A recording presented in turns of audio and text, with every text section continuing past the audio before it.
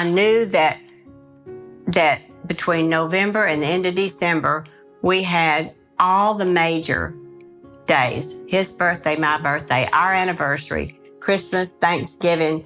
I knew that I was going to need some thought ahead of time to get through all those because they're really crunched all tight in there together. And I thought, we'll never be able to get through there. During the holidays, there are two common extremes that you should avoid. The first is to avoid the holidays altogether because it's just too painful to not participate in any of the gatherings or the celebrations. The other extreme would be to just go on practicing the holiday exactly the same way you always have, with no preparation that things are going to be different.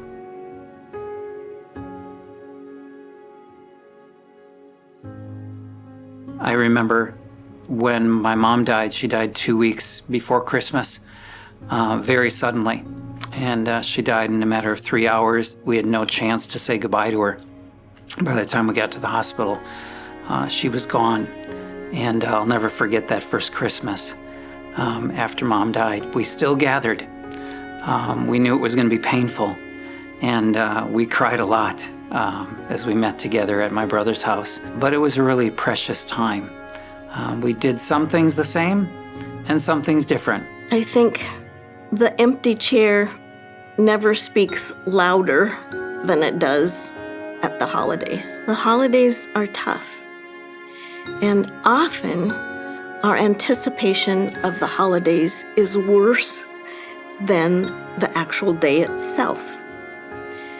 So it helps to prepare for the holidays. My family used to get together for Thanksgiving all the time when my parents were still living. And, you know, we always had an empty chair near us. That spoke to us because he wasn't there.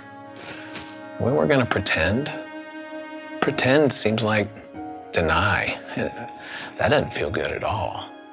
So acknowledge, step into that space, I think, when it comes to those experiences, because, you know, not everybody grieves the same way you do.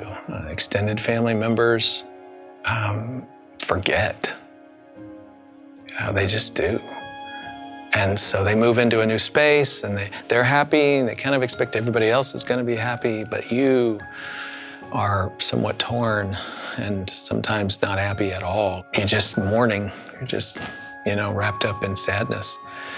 And so there's that tension in the room. Learning to lower your expectations of others, honoring that person, protecting your garden of grief, even when there's lots of people in the room, and finding your way of expressing that, I think, is really important.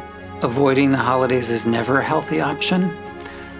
To be alone at home when everyone else is gathering is not going to help you. You need to take small steps toward what will become a new normal. You need to keep memories alive. And the gatherings don't have to be the same.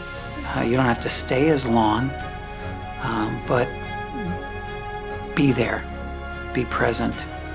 One of the things that I love to do is I always make a food from one of my mom's recipes, and it keeps the memories alive. You know, it sparks conversation and encourages those relationships to continue to grow and be healthy.